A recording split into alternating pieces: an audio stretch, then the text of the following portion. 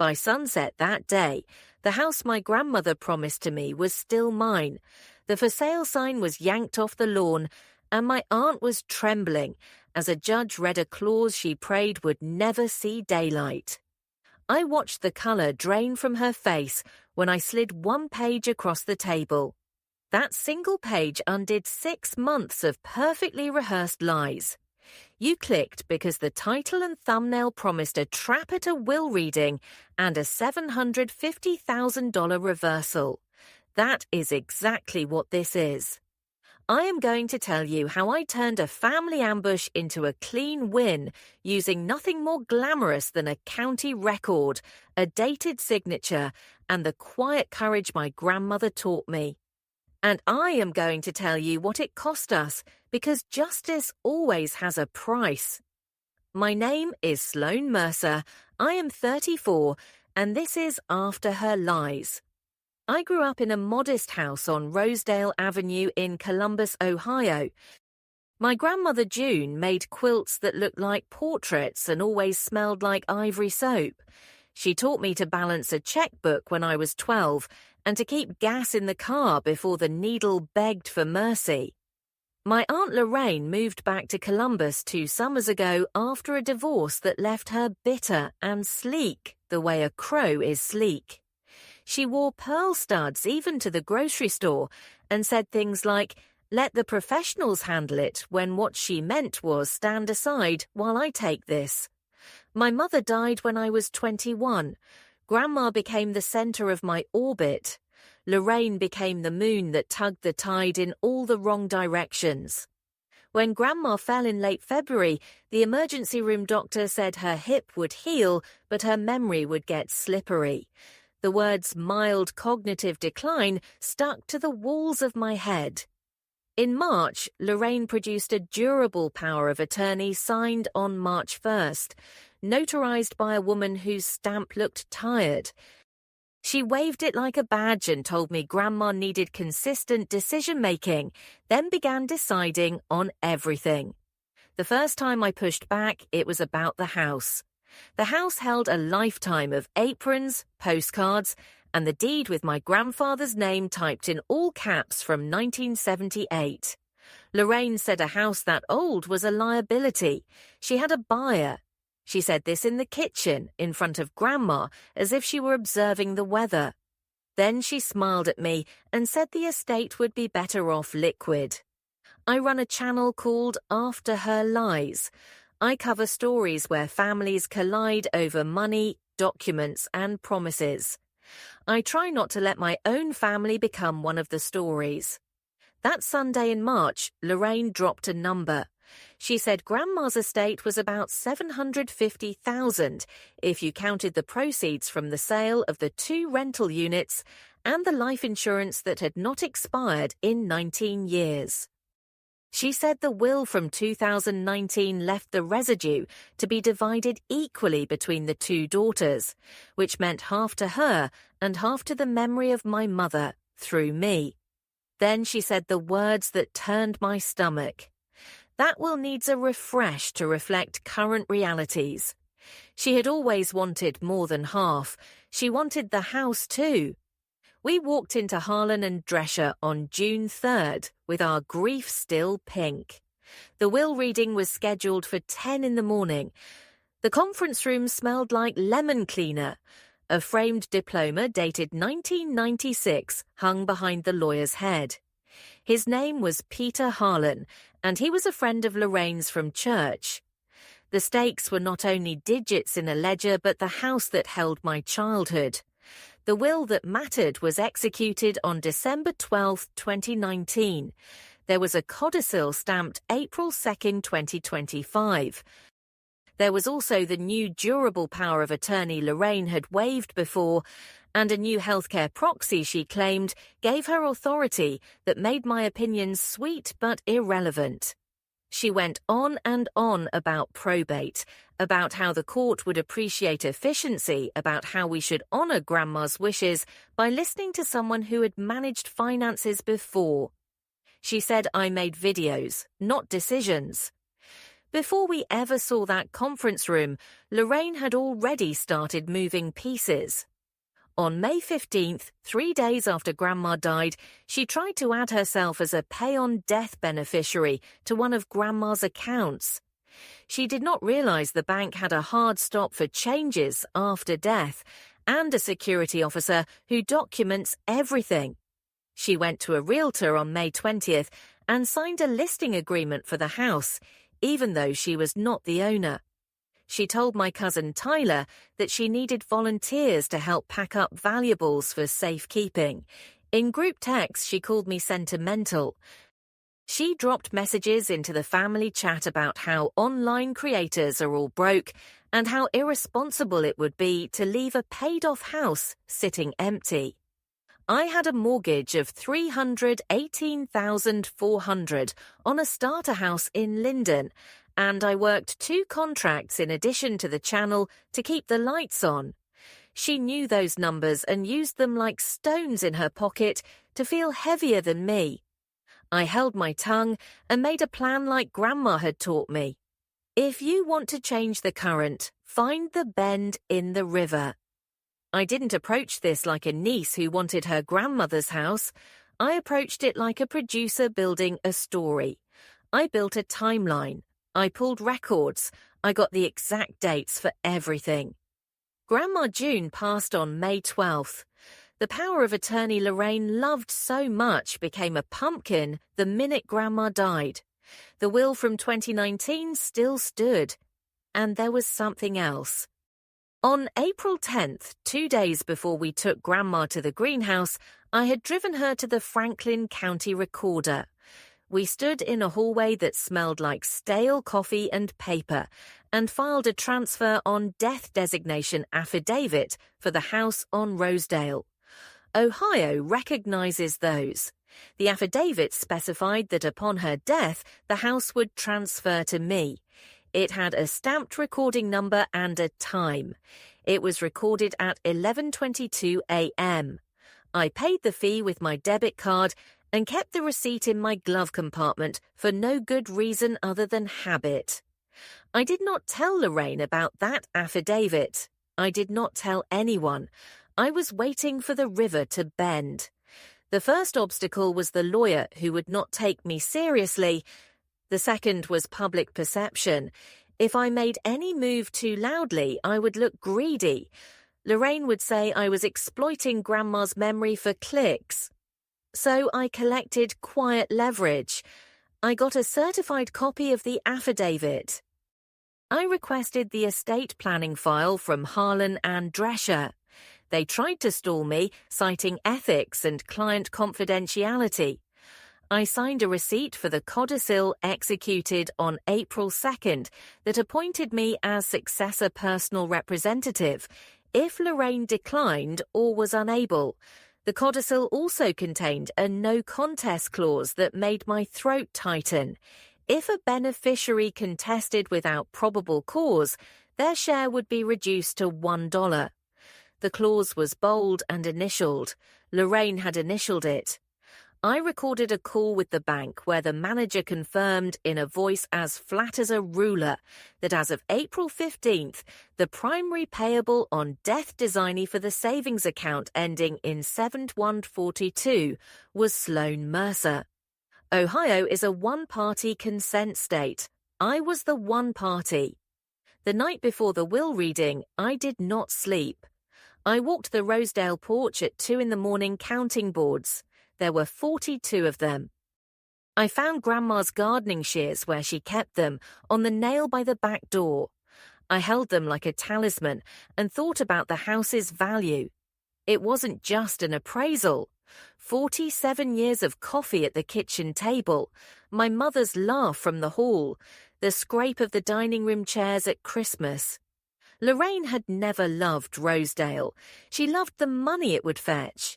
She had already told Tyler a number for the listing, $399,000. She called it realistic. She called it respectful. She had never liked cats that sat on counters. She had never liked the way the porch sagged. She did not like my grandmother's socks.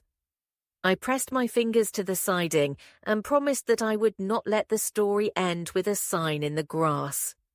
Lorraine arrived at Harlan and Drescher in cream and gold, like a declaration. Tyler came with a notebook and a pen. He clicked too fast, like a metronome for anxious thoughts.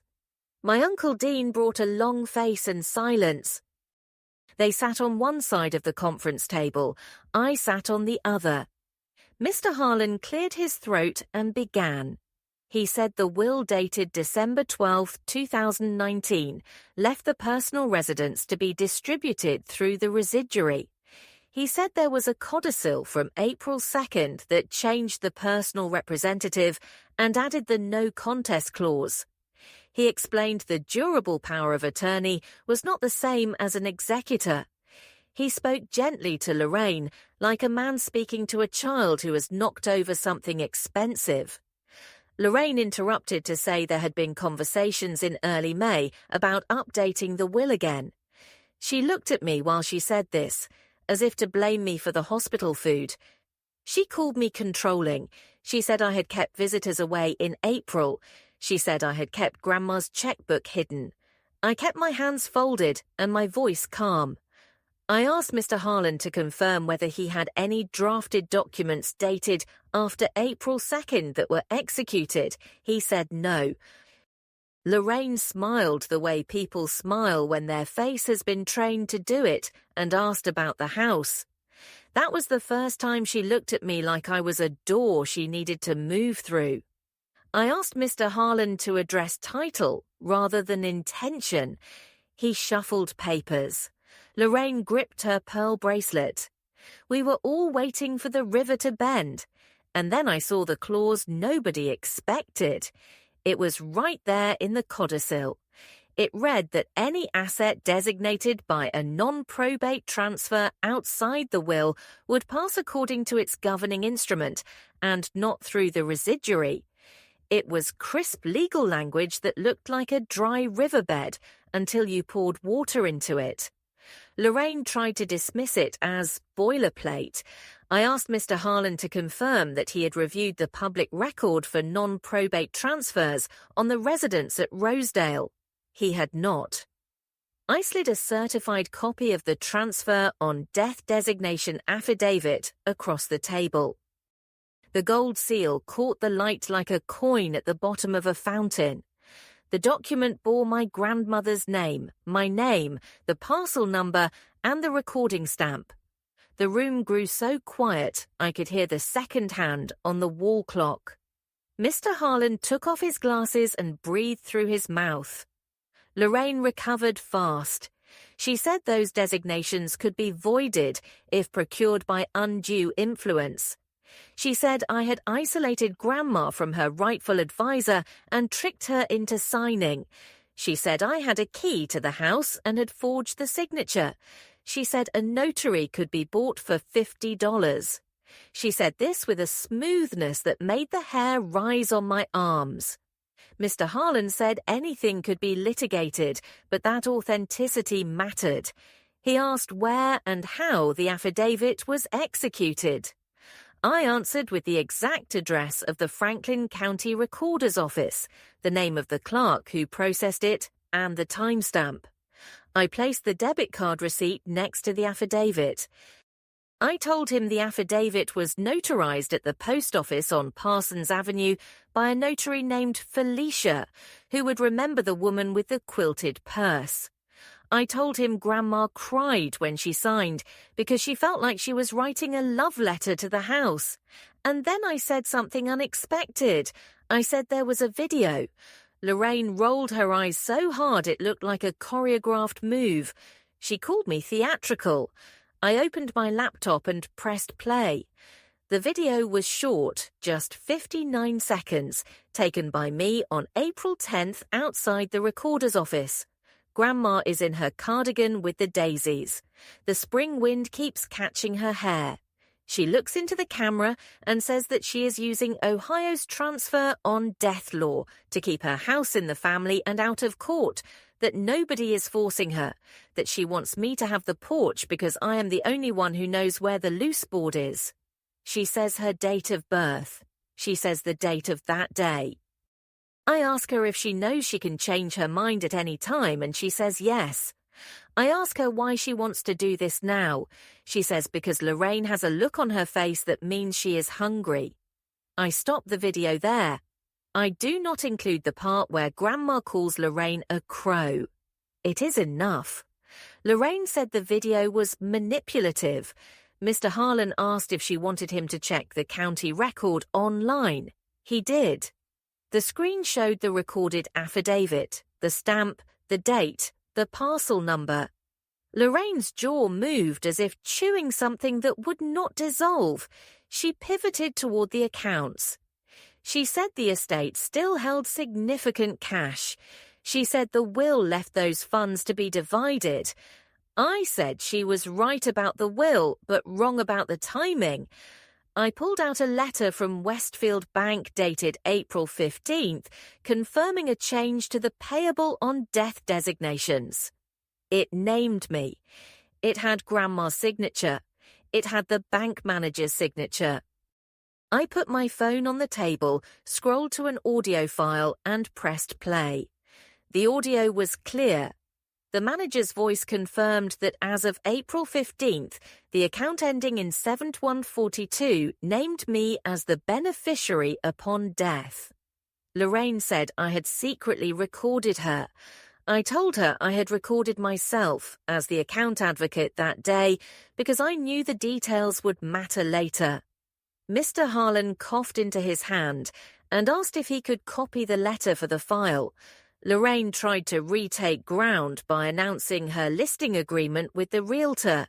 She said the buyer was prepared to offer $388,000 if we moved quickly. She said it would be wasteful to drag this out. I said there could be no sale because the property had already passed to me on May 12th at the moment of death. The only document that could touch it now was a new deed I would sign, and I would not sign away my grandmother's porch. Tyler stopped clicking his pen. He looked at his mother with the wobble of someone who has suddenly discovered the floor underfoot is a trap door. Uncle Dean finally spoke to ask whether this meant he did not have to pack boxes. Lorraine said we could still fight.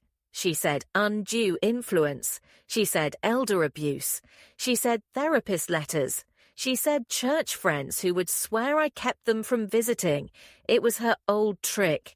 Make it messy enough, and people will settle for less than the truth just to go home. She turned to Mr. Harlan as if she were appealing to a higher court.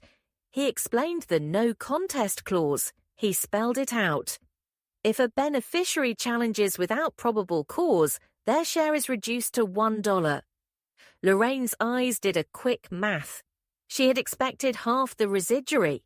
She had expected to carve off more by expediting sales and paying fees to people she controlled. She was now standing on a floor that would crumble underneath her if she jumped up and down too hard. She adjusted her necklace the way she does when she is stalling. I asked for an inventory and an accounting. I set a deadline. I said 30 days. When we left that conference room at Harlan and Drescher, the wind outside felt lighter. Lorraine hurried to the parking lot and started making calls. I called the realtor and told him to rescind the listing. He used phrases like procuring cause and commission. I told him there was no sale because the seller he had signed was not the owner. I emailed him the affidavit. He sent back a short message that said he would withdraw. Then he sent another that said he was sorry. I felt something sour and sweet in my chest that tasted like victory mixed with grief. I drove to Rosedale and sat on the porch and told Grandma that the house was safe. I stayed there until the sun burned down behind the neighbor's maple. My phone buzzed with messages I did not answer. One was from a number I did not know. It was a text from a banker at a different branch. It said to call him. It was getting dark when I did. And then I saw the clause nobody expected. The banker had pulled a record from mid-March. He said a power of attorney had been used to move $18,000 from a savings account into a cashier's check made out to Lorraine. He said a second cashier's check had been cut for $12,200 in April, also to Lorraine. He said the memos were vague. He said the timing was suspicious. He said he could not say more without a subpoena. I thanked him and hung up with my fingers shaking. I did not want to hear words like misappropriation or conversion.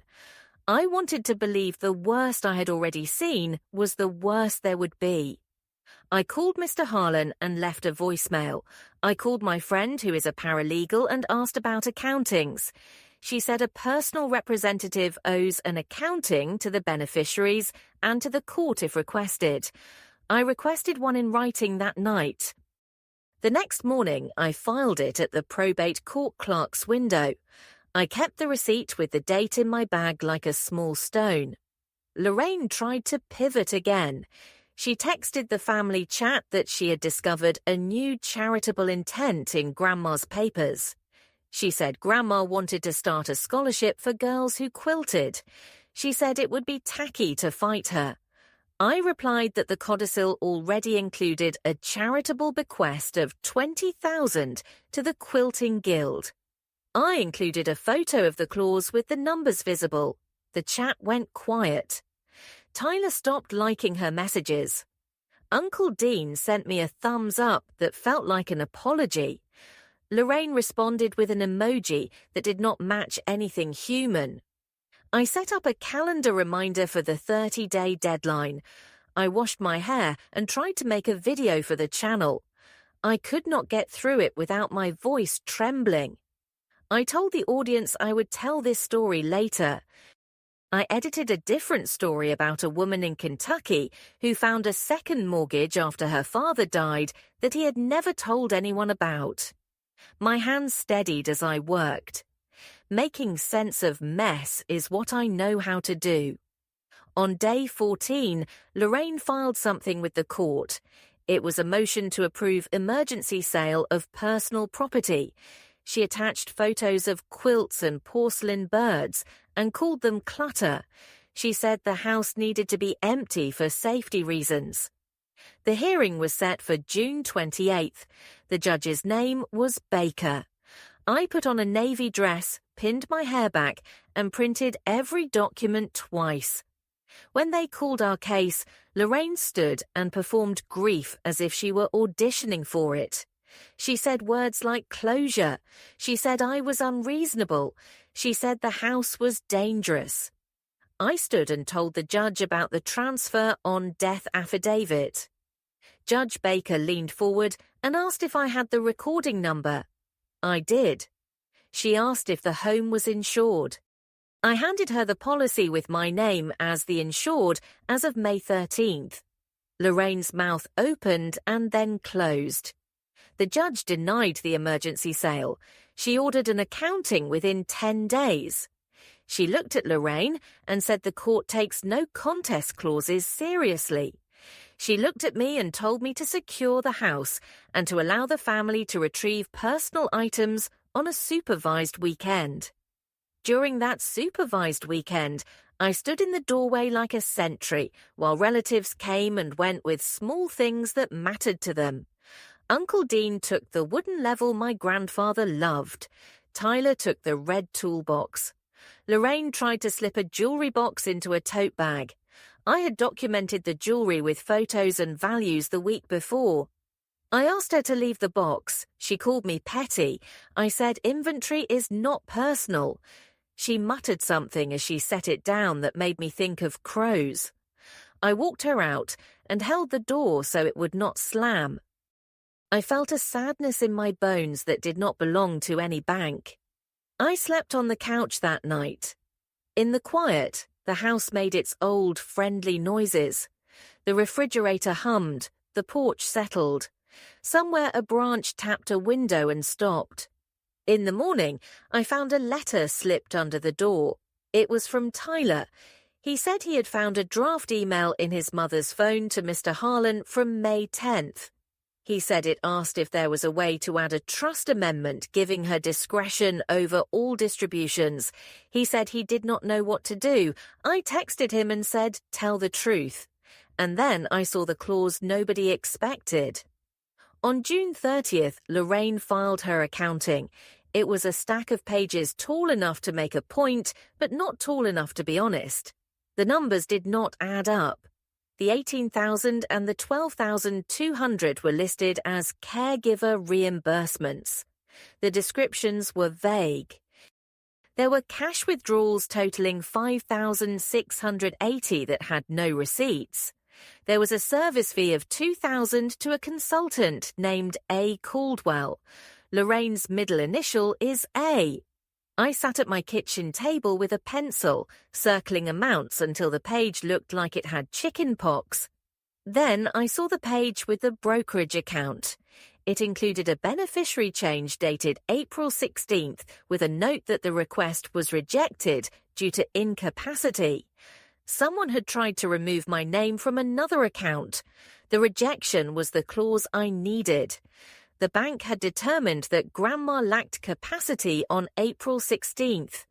The transfer on death affidavit and the payable on death change were done earlier. They were safe. The attempt to undo them failed. The timeline was the story, and the story was the truth. The next hearing came quickly. It was July 12th. Judge Baker wore the same calm face and asked the same tidy questions. Lorraine's lawyer, now not Mr. Harlan, because even he had decided to be a witness rather than counsel, argued that caregiving costs were real and that the power of attorney allowed Lorraine to compensate herself. I pointed out that the power of attorney ended on May 12th and that the cashier's checks were cashed after that. The judge asked for bank records. I provided the letter from the branch manager. Lorraine shifted in her chair. I listened to the sound of defeat knocking on her bones. Then I reached in my folder and pulled out a document I had held back. It was a revocation of the March 1st power of attorney, signed by Grandma on April 2nd, witnessed by 2 neighbors, and notarized. Mr. Harlan had placed it in the file with the codicil. He had not told Lorraine, maybe because he never had the chance, maybe because he knew it would explode. The revocation meant that every move Lorraine made after April 2nd under the old power was void. The judge looked at the document, looked at Lorraine, and then spoke her decision into the record. Judge Baker approved the no contest clause. She ordered Lorraine to return the $18,000 and the $12,200 within 30 days, or face a surcharge and potential referral for investigation. She ordered a neutral accountant to audit the remaining withdrawals. She removed Lorraine as personal representative and appointed me. She recognized the transfer on death affidavit as valid. She recognized the payable on death designation as valid. She told Lorraine any further contest without probable cause would reduce her share to $1. The courtroom felt like a winter day when the first sun truly breaks through. Lorraine's mouth formed a line. Tyler bent over his notebook like he wanted to fold himself in half. I thanked the judge and did not cry until I reached the parking lot. The consequences were not cinematic. They were paperwork and phone calls and checks that cleared. Lorraine returned $23,000 on July 20th and the rest on August 2nd. The neutral accountant found an extra $1,412 of gas and grocery charges that did not belong to the estate. Lorraine's lawyer negotiated a payment plan for that portion. The court accepted it. The bank reinstated a small savings account under the estate that Lorraine had missed because it was under the older account number from 2011. The brokerage account paid out in September. The total cash subject to the will after adjustments was $413,600. The will's residuary clause divided that between Lorraine and me. She did not challenge. Her lawyer sent a letter that read like a sigh. I stayed in the Rosedale house while probate wound down. I patched the ceiling in the back bedroom where a leak had left a crescent stain. I kept the quilts. I kept one porcelain bird because it looked like it was mid-chuckle. I boxed up the rest and drove them to the Quilting Guild.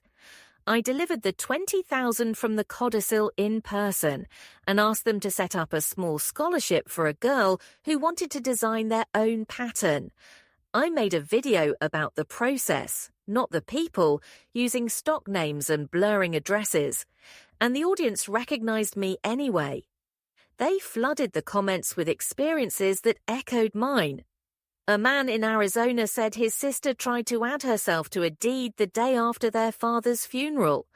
A woman in Maine said a cousin sold a truck that was not in the estate. Someone in Indiana listed the same number that I saw, 750,000, and wrote that the money broke them before it ever built anything. Lorraine avoids me at family gatherings now. The Thanksgiving after the ruling, she stood in the kitchen and spoke loudly about charity and second chances. She told anyone who would listen that she had acted from stress and fear, not greed. She called me rigid. I brought pumpkin pie and a quiet smile.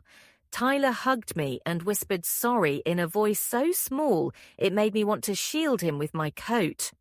Uncle Dean helped me load leftovers in the car. He told me he had always liked the Rosedale porch. I asked him to come by any time and sit with me where the sun hits the rail at 4 in the afternoon. He said he would. He did not, but I know that he could. Sometimes permission is enough. There is a cost to winning. I do not mean court costs. I mean the way a family story becomes 2 stories depending on where you stand. Lorraine tells a version in which I am an opportunist with a camera, and Grandma was confused. I tell a version in which I honored Grandma's words on a sunny April morning, and Lorraine tried to wrap her fingers around a house that did not belong to her anymore. The bank statements tell a version too, one with dates and amounts, one that fits inside a folder without knowing anyone's face. Judge Baker's ruling is the version the law remembers. I framed it and put it in the office. It is a paper shield. It is not a guarantee. Justice is a living thing that needs to be fed with attention and documents, and the ability to say no even when the person asking is someone who shared your Christmases. After probate closed on October 21st, I set up a separate savings account for the house. I put aside 3% of its value every year for maintenance. The appraisal after everything shook out was $425,000. 3% of that is $12,750. I keep that number like a lighthouse so I never have to argue with a future roof. I also set aside a small fund for Tyler to return to school if he wants to. Attached to his apology was a desire to do something that feels earnestly his. If he decides to do it, I will help. Lorraine can frown in all the kitchens she wants. Some things move forward without her permission. In September, I sat down to film the episode you clicked on. I started with the porch because that is where the story lives. I talked about the power of attorney revocation. I talked about the transfer on death affidavit. I talked about the payable on death letters. I explained the no contest clause. I said the words Franklin County Recorder and recording number and timestamp. I held up the folder with the receipts and the dates. I did not show Lorraine's face. I did not show Tyler's eyes. I kept it the way my grandmother would have kept it, focused on the useful things and the love. Love of a house. Love of a woman's wish to be heard even after she cannot say the words anymore. People ask me now why I did not go criminal. There are statutes for elder abuse and exploitation. There are penalties. There is a crest of public shame I could have poured over Lorraine's head, and it would have stuck to her hair for a long time. I chose not to, partly because the judge's orders gave me the remedy I needed, and partly because I have learned something unpopular. Not every betrayal needs the biggest hammer. Sometimes the cleanest justice is returning the money, cutting off the opportunity, and letting the person live with the echo of what they tried to do. Lorraine will live a long time with the sound of those bank statements. She will live a long time with the sight of a porch that is not hers. When I walk up the front steps at Rosedale now, I count the boards like beads in a rosary. 42 still. The loose one still creaks. I have not fixed it. I keep the creak as a reminder. Every time I hear it, I remember Grandma's laugh when she watched me trip on it when I was 15. I remember the feel of her hand on my shoulder when I told her I wanted to run a channel about money and truth. She said, "Good, tell the stories that keep people honest." She said, "Keep receipts." She said, "Learn to sit very still while other people talk and watch what their hands do." She said a person who fidgets with jewelry is often lying to themselves before they lie to you. Lorraine's pearls were loud that day in the conference room. My hands were still. I keep a copy of the affidavit in a fireproof box in the hall closet. I keep another in a safe deposit box at the bank. The letter from the branch manager lives in that same folder. I date everything because dates are what make stories hold in court. April 2nd, April 10th, April 15, May 12th, June 30, July 12th, October 21. If you line up those dates, you see the path of a river that bends exactly when it needs to. I did not make those bends. I just walked them with my head up, not because I am a hero, but because I had a grandmother who taught me to like paper more than promises. When I turn off the camera after filming, I sit in the quiet and say one last thank you out loud. It is not a prayer. It is gratitude for a system that worked, for the tiny miracles of notarized stamps and recorder stamps, and judges who listen to timelines more than tears. It is gratitude for a porch that holds. It is gratitude for a story that can sit in the world and maybe help someone else pull a brick from a wall that looks like it will never move. It is gratitude for a woman named June who thought to sign one more paper on one more sunny day because her granddaughter asked her to. This is the part where I ask you to hold your own line. If you are in a fight like mine, document, date, notarize, record when the law allows, and speak with the calm you deserve. You do not have to become a lawyer to understand the map. You just need to know which line to follow when your aunt looks at you like you are an obstacle. Sometimes you are the obstacle. Sometimes that is exactly what love requires. If you made it this far, thank you for listening to After Her Lies. 96% of viewers are not subscribed, so if this helped you or someone you love, please subscribe, like, and comment.